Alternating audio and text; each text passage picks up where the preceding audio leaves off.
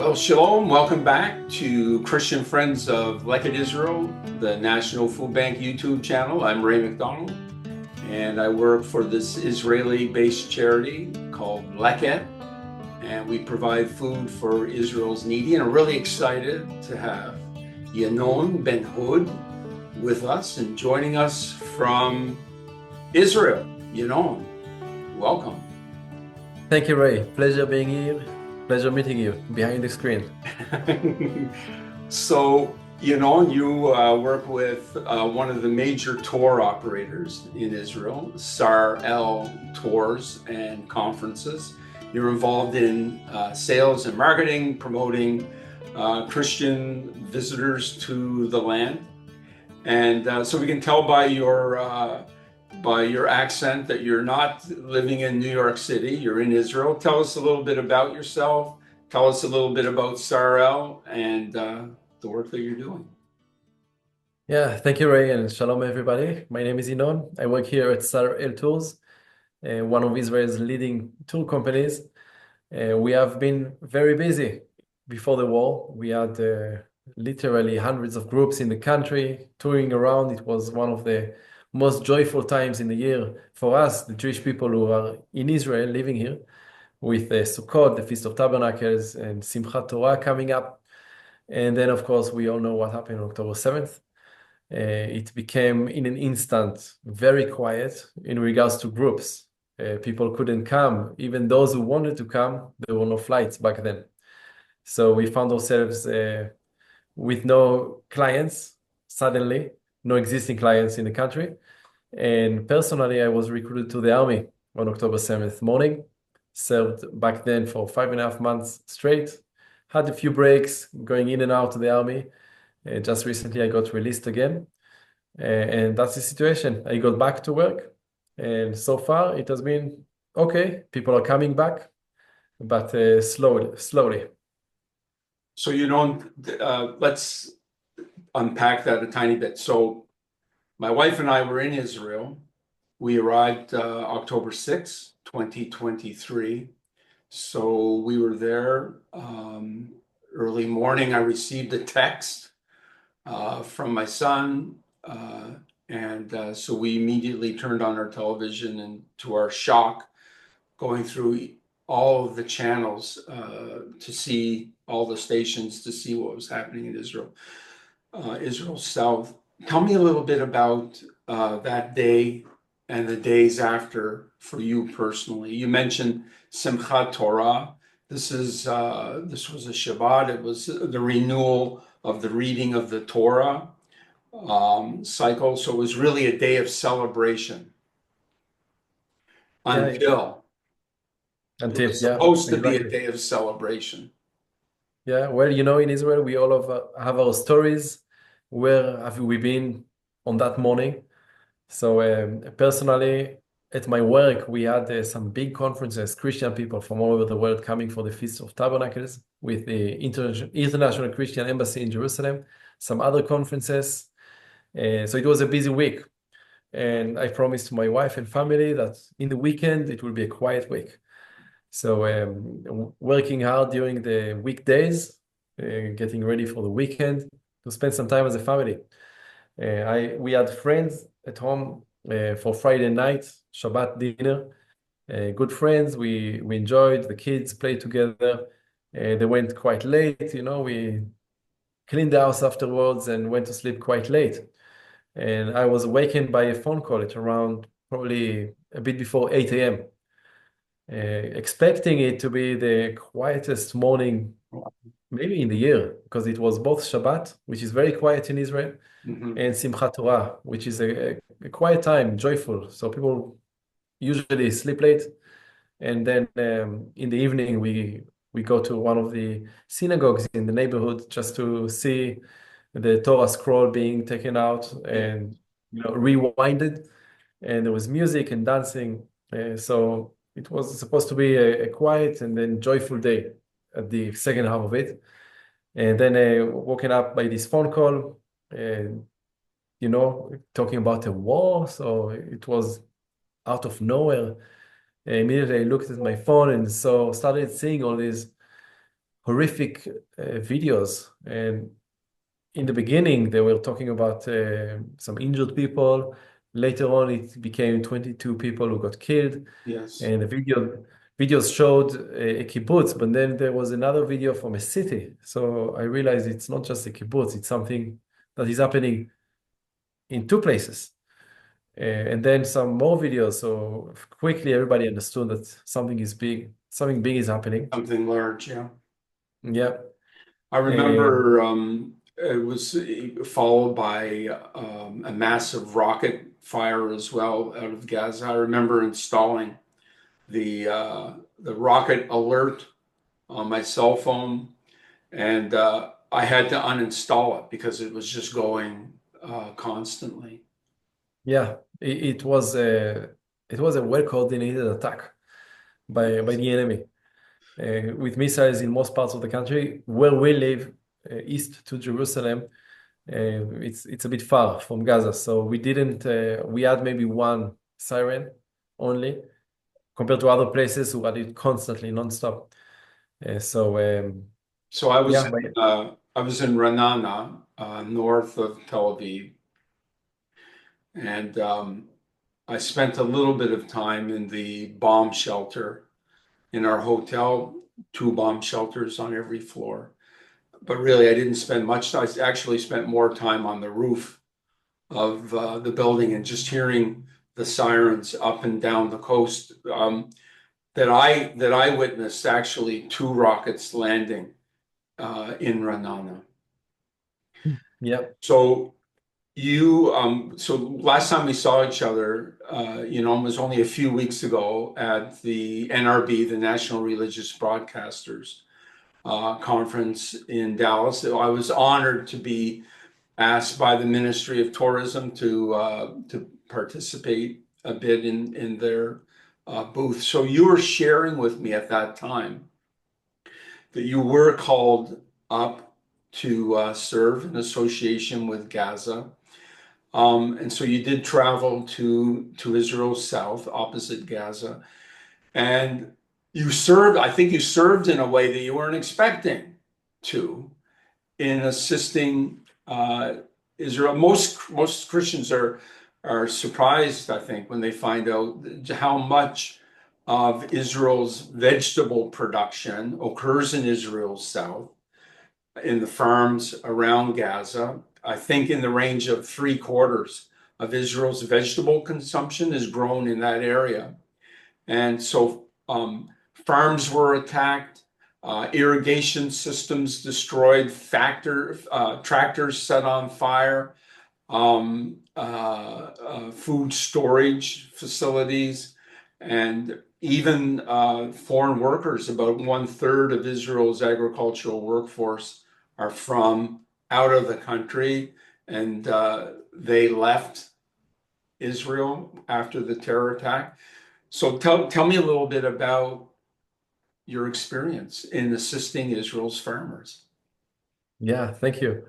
So first of all, I have to say that if before the war we had all these demonstrations in the country about reforms in the court system in Israel, Traditionally, the war actually brought some unity again.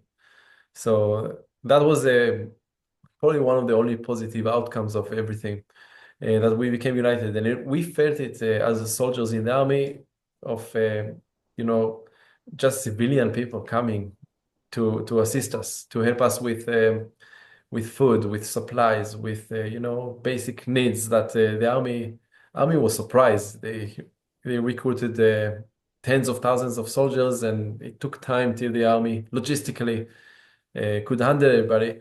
So there was a spirit in the country, and still is among our people, of helping wow. each other. And this was great. And us who came to the reserves, we came from different backgrounds. So probably me working in tourism, I am among the very few that we didn't mind going in terms of professional work, because there was no tourism. So I was fully into the missions that we got.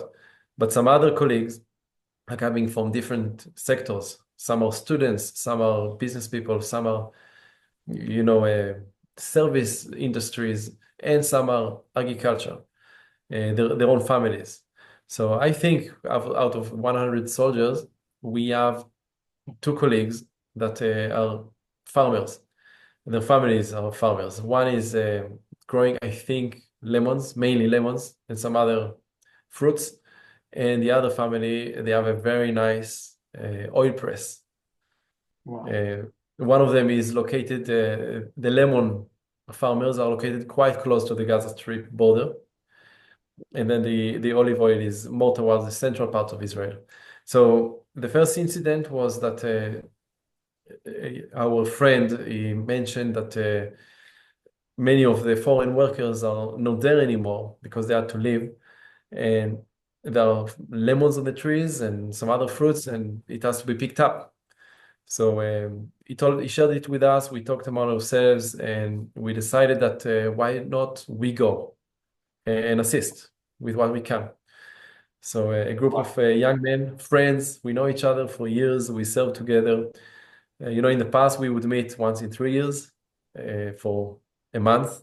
Now we spend more times with each other than with our families since the beginning of the war, which we hope will change soon again.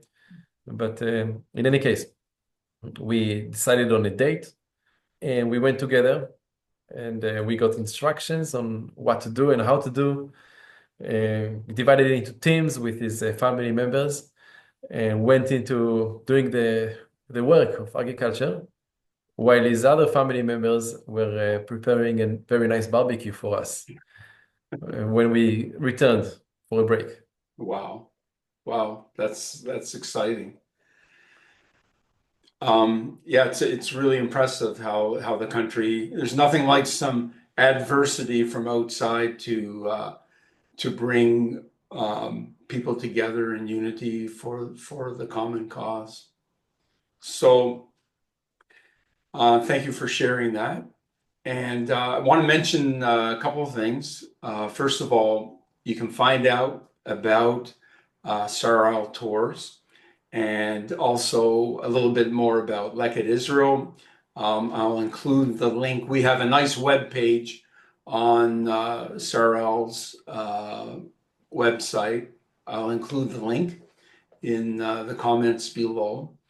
And really, the work of Leket is biblical.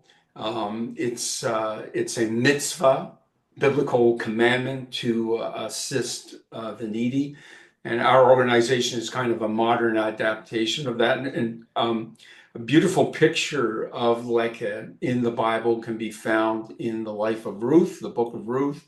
And we have a great study guide that we've completed. I'll include the link to that as well.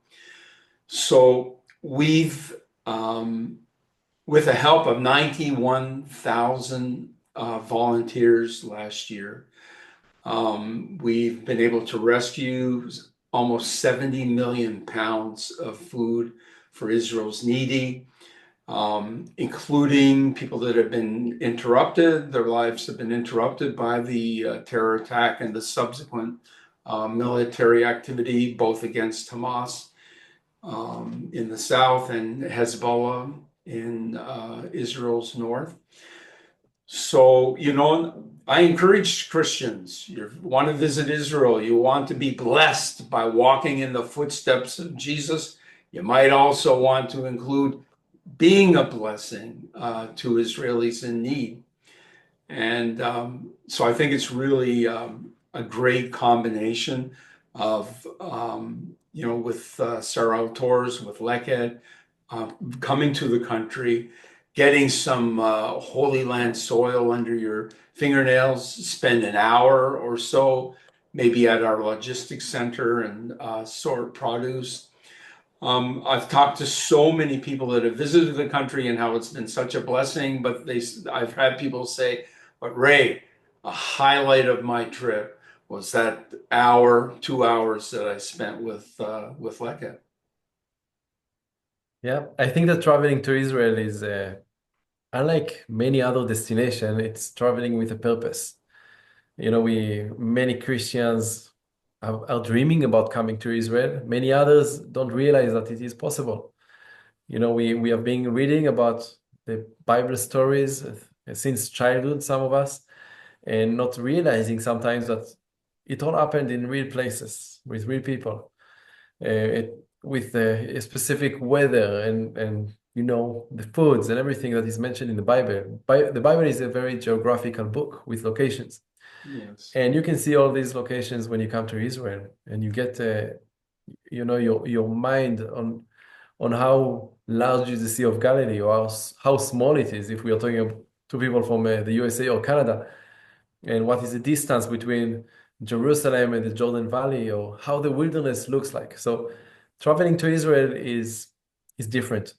You are enjoying a great destination, vacation, beautiful views, and great food, great, kind, nice people, but also you're stepping into the roots of your faith, and that is important. It is a life-changing experience, as some people say. I heard this quote that visiting Israel Israel is the fifth gospel. It connects everything together. And then not only you travel to Israel and you achieve this, if you can also leave something behind, contribute something to the land that gave us the book, the Bible, the prophets, the Messiah, and do something which rightfully said by you is very biblical, to collect the food. Yeah, I think more and more Christians are realizing, that God wants us involved in the story of your people.